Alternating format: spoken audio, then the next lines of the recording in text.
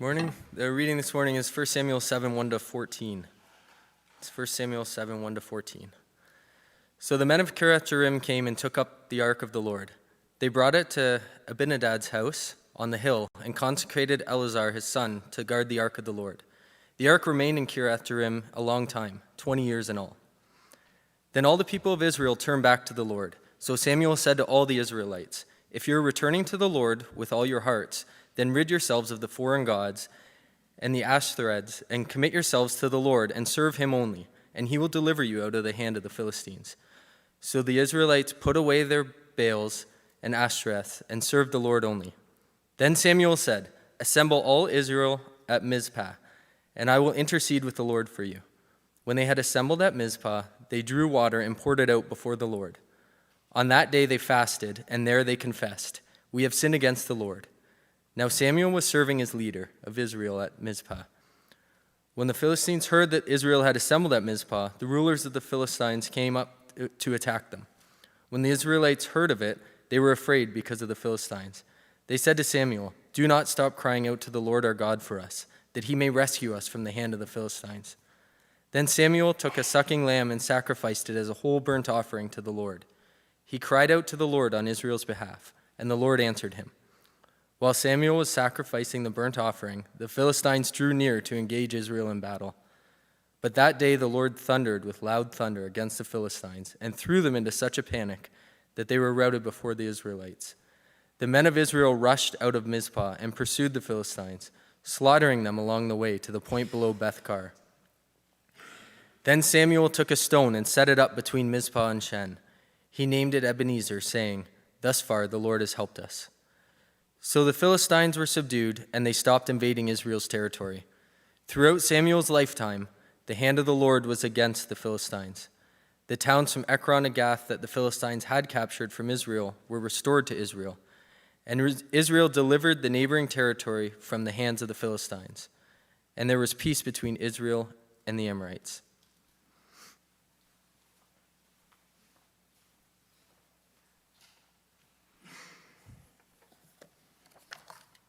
So many years ago, Moses led the Israelites out of Egypt by the power of God, of course, and through the Reed Sea into the wilderness. And they spent 40 years in the wilderness, wandering.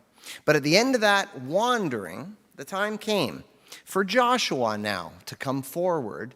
And through the power of God, it was Joshua who led them across the Jordan River into the promised land, into the land that was promised to Abraham, Isaac, and Jacob by the power of God.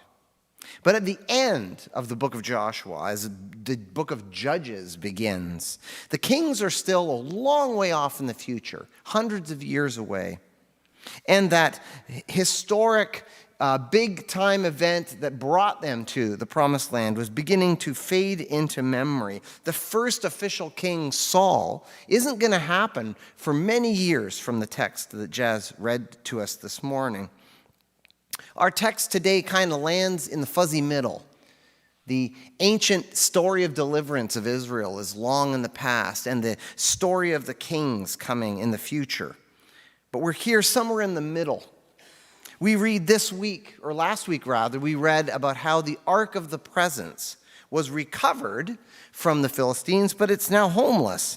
And for a time, it found a place in Kiriath-Jearim, in the home of Abinadab. And in verse 2, we learn of the temporary arrangement that suddenly became a little bit more permanent, probably more permanent than anybody had imagined. During Bible Day Camp this week, we watched some videos that the boys and I made last year while we were in lockdown, Jericho Jones and the Case of the Dirty Disciple. It was a film noir detective film. And we filmed it all over my house, front door, back door, every entrance to the house featured in some way, most of the rooms. And as I watched these films now a year later, I was a little bit embarrassed to notice that some of the temporary things around my house are still sitting exactly the way they were over a year ago. There's a scene where they come to the front door of the house, and there's an extension cord dangling from the outside light that the Christmas lights were plugged into 2 years ago. And it's still there now. Then later, there's a scene where they're sitting at a table and there's a bookshelf in the background, and I see on there a bag of jigsaw puzzles that we borrowed from Janine and Dwayne that are still there now, a year later, waiting to be returned. Sorry about that, Janine and Dwayne. There are some things that we had thought were temporary but then suddenly become permanent, and I wonder if that's what happened to the ark. That the temple, the tent of meeting in Shiloh had been destroyed. The articles of worship, like the table of the presence and the candlesticks and the altar, were either damaged or they were stolen or they were misplaced or forgotten. We don't really know for sure, but they're not there. And when the ark was recovered, there was no place for it to go. Some unfortunate fools in Beth Shemesh looked into that ark. They treated it like it was a discarded suitcase or something, and they were struck down. And this made the people understandably nervous around the ark, especially when they heard about the panic and the terrible suffering that had ensued in the Philistine cities along the coast, the ones who had kept the ark for a time. What do you do with the presence of the Lord, particularly when you haven't taken it seriously before? Well, I guess we could put it in Abinadab's house. He's got a room in the back. Yeah, let's do that for now. So some Levites came and they moved it to the back room of Abimelech's house. And then, without really intending, months became years, and years became decades. The ark was passed on to Eleazar, and his son looked after it in their house that whole time. It's probably embarrassing as the months turned into years. Nobody liked it. No one had intended for this to happen, but they just didn't have a place for the Ark of the Presence. And curiously, it didn't seem to matter. And where is Samuel, I wonder? This book is called the Book of Samuel, and he's been gone for about 3 chapters. Finally, in verse 6, we read that he has been judging Israel in Mizpah. But what's he doing, I wonder?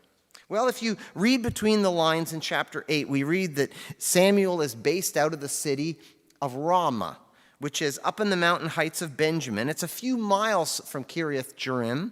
It's probably near the place where Samuel was born and where his family lived.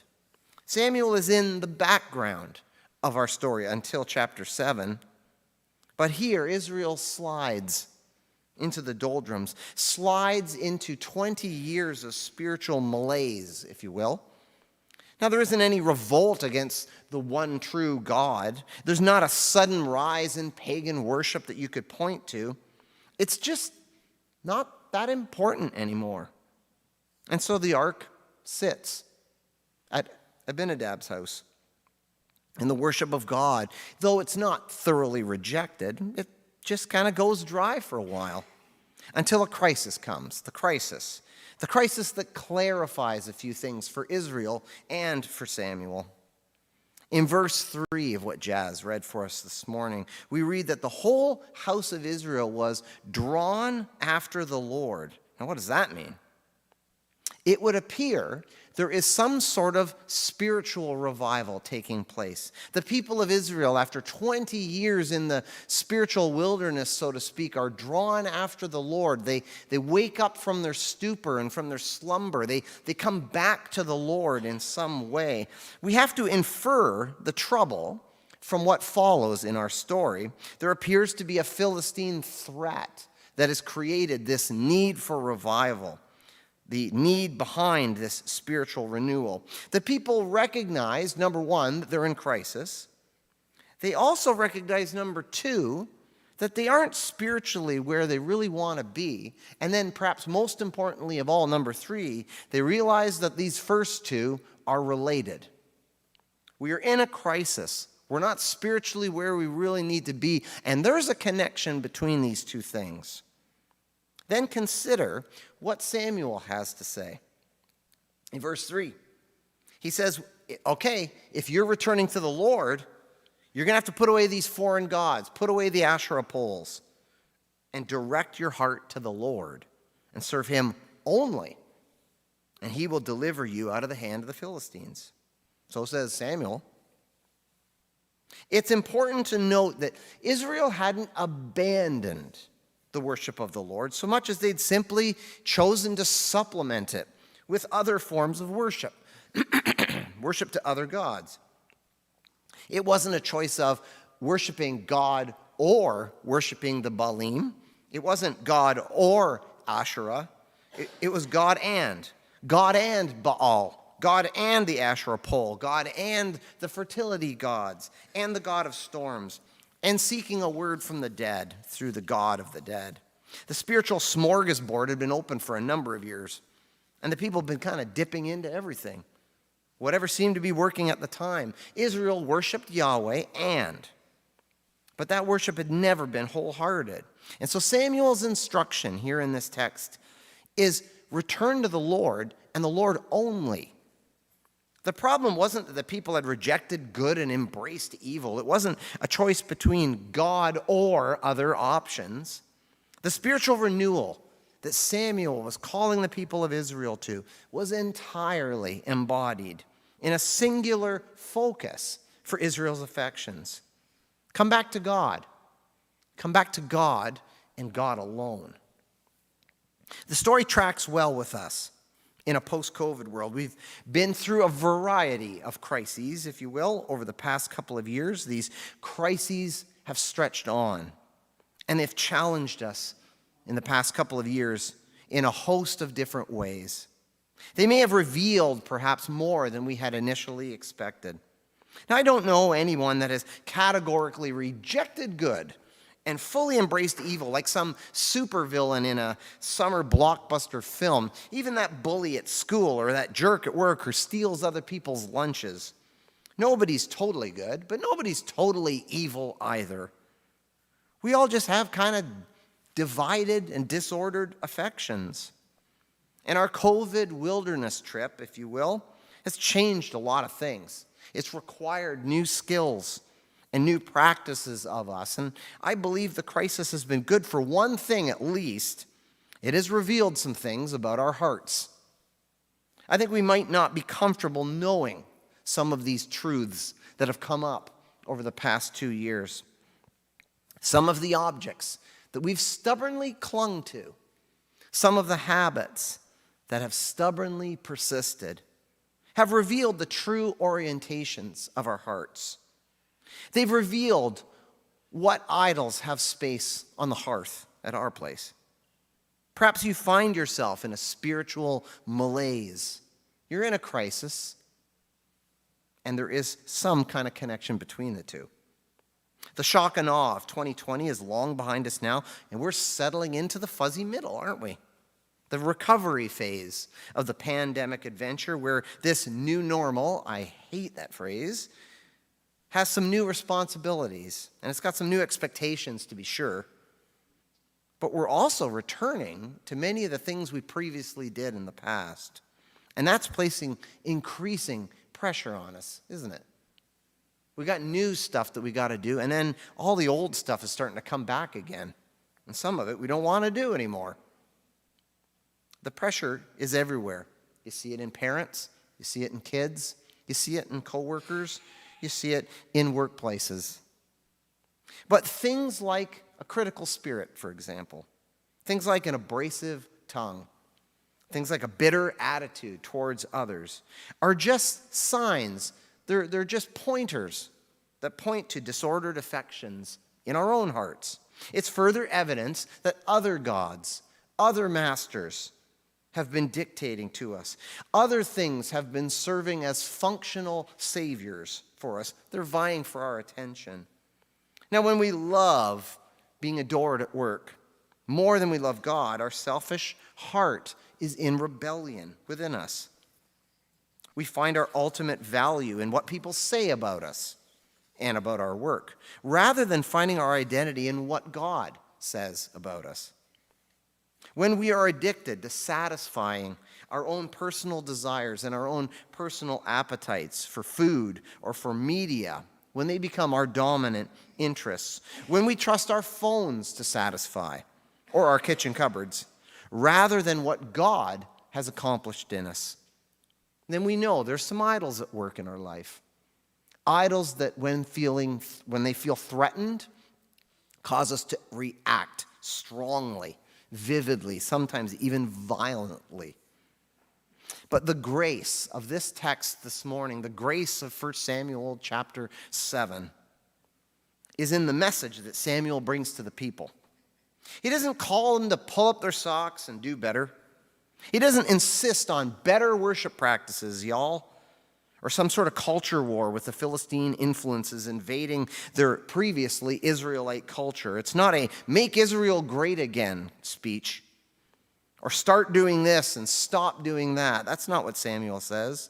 Samuel calls them back to wholehearted worship, heart and soul devoted to the one true King, the one true God.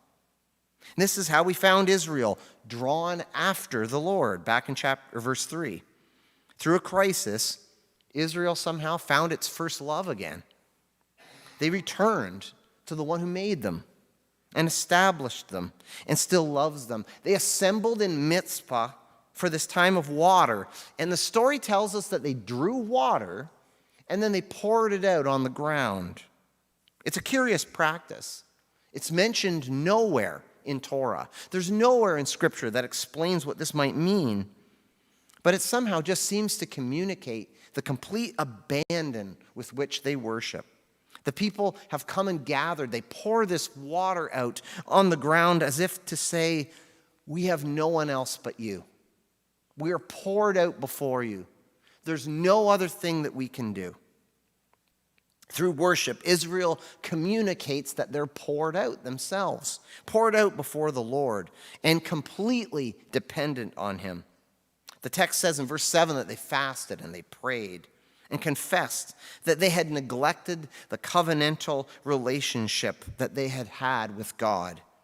But while the group gathered there, the Philistine warlords heard that a group of Israelites had gathered around Mizpah. And so they were suddenly surrounded by the Philistines who'd moved in for the kill. They had heard that the leadership, or at the very least a large group of people, had gathered there. But rather than trust their own defenses, rather than go back to the things that they had trusted in before, the people doubled down and they trusted only in the mercy of God. They said to Samuel, "Do not stop interceding to the Lord." And so Samuel took a young lamb and sacrificed it as a burnt offering there at Mizpah. And then we see this beautiful picture in the text, a beautiful picture of God's people, fully sold out to God, completely depending on God as their only source of hope. And when the need becomes more urgent, they become even more dependent on God, not less. They don't explore alternative explanations as things get difficult, but they trust the one who made them. They trust the one who uses crises to reveal idolatry and bring focus to their worship. In the crisis at Mizpah, God's mercy prevailed, not just his thundering voice. God's grace was greater than Israel's infidelity. God demonstrated again that his deliverance is greater. But consider carefully what's happening in this story this morning. One of our functional saviors that we have, one of the idols that we keep quietly in our back pocket, is the idea that we are earning our place before God rather than receiving it as a gift. And there is a way in which we might read this story or misread this story and others that I don't think it's helpful. Israel returns to God and returns to the commitment of their covenant. And in exchange, God restores his gracious presence. Well, that's not what's happening here. That's not what's happening here. In exchange of goods and services, we provide our compliance, and then God will bring the goodies. If we just do what we're told finally, God will finally come through for us. Don't read this story like Israel has gone astray, so God turns up the heat. Then the people come back, and when they have established some minimum standard of compliance, God then turns off the trouble and things go back to normal. That's not the way this reads. And that certainly isn't the way God works. As Israel rose from worship, God won the victory. God is the hero of this story. And in response to the victory that God wins, Israel chases the panicking Philistines and drives them from the heights of Benjamin. They drove them down from Mizpah all the way down to Beth-kar. The hero of the story is God. And the victory comes in trust and not in exchange for trust. God doesn't dangle disasters over us, waiting for us to jump high enough or cling fast enough in the latest tight spot. God's deliverance doesn't come in exchange for obedience. The obedience is the deliverance. We don't behave in order to get a blessing. Behaving is the blessing. God calls us to worship because we were made for worship. God calls us into a life that is suitable for us. We don't receive Jesus and his teachings in order to get a blessing. Jesus is the blessing. In verse 12, we read that after all this has happened, Samuel stands up a rock. And he says, this is an Ebenezer. Eben is a Hebrew word for rock, and Ezer is the word for a help, a rock of help. He stands up, and then he says, as like a pun, God has helped us this far. And that phrase stood out to me this week. The stone of help. The stone of help was a testimony of God's goodness and God's deliverance and God's faithfulness. The stone of help told a story. Now, stones don't talk per se, but this monument stood in a place where deliverance happened. And I'll bet it was the kids that made the story happen. It was probably kids 20 years later that would ask their parents, "What's this stone for? Why is this stone standing here?" And thus would begin the story. The stone would start a story about Mizpah and about Samuel and about a time when the people of Israel gathered together and they trusted God more than they'd ever trusted him before. They trusted him completely, and out of that trust came deliverance. Up in the hills, in a time of great need, we turned to God and he delivered us. He pushed back the invading Philistines, and we came all the way down the foothills, all the way down to here, to this point, victorious that day. God has helped us so far, has he not? In the midst of COVID, we prayed to God and we trusted that we were going to be able to do this renovation project and complete it, that we were going to be able to afford it, that we were going to be able to pay for it. And God has helped us this far. God has helped us, hasn't he? If there is any application to this sermon this morning, if there's any practical way we can take this text and do something with it, maybe it's to inspire new faithfulness. I think one of the ways this morning would be spending a few minutes telling a story. How has God been faithful in the past? In what ways has God gotten you this far? Now, I don't mean safe travel this morning or helping you find a parking spot this week. While those are all still true, where has God carried you this month? Where has God carried you this year? From diagnosis to remission. Where has God carried you through the dark valley?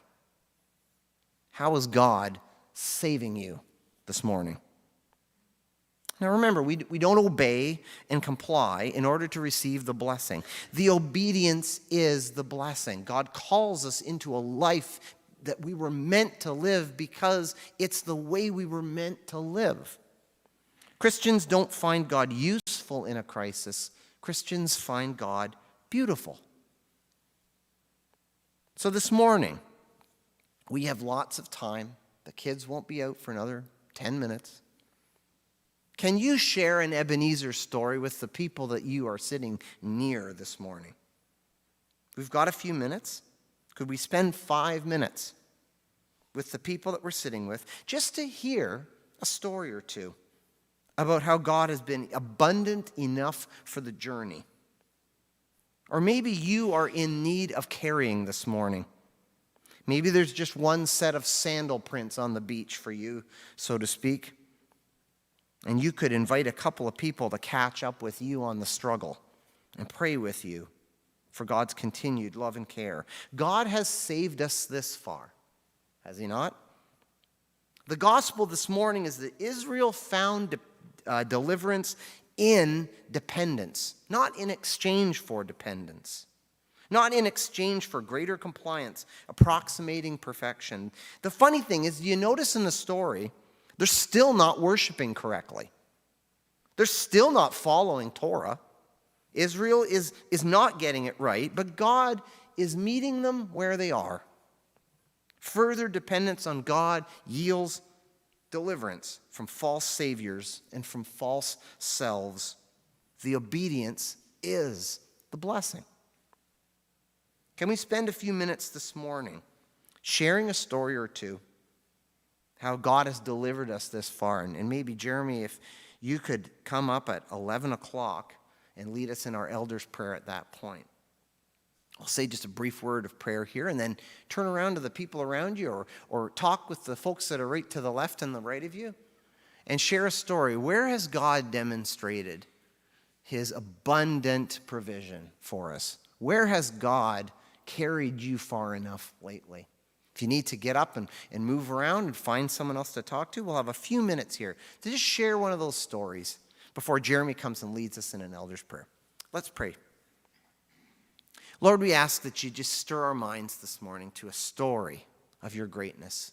For the next few minutes, Lord, can we just spend a couple of minutes in worship of how you have looked after us, that you've provided for our needs. Amen.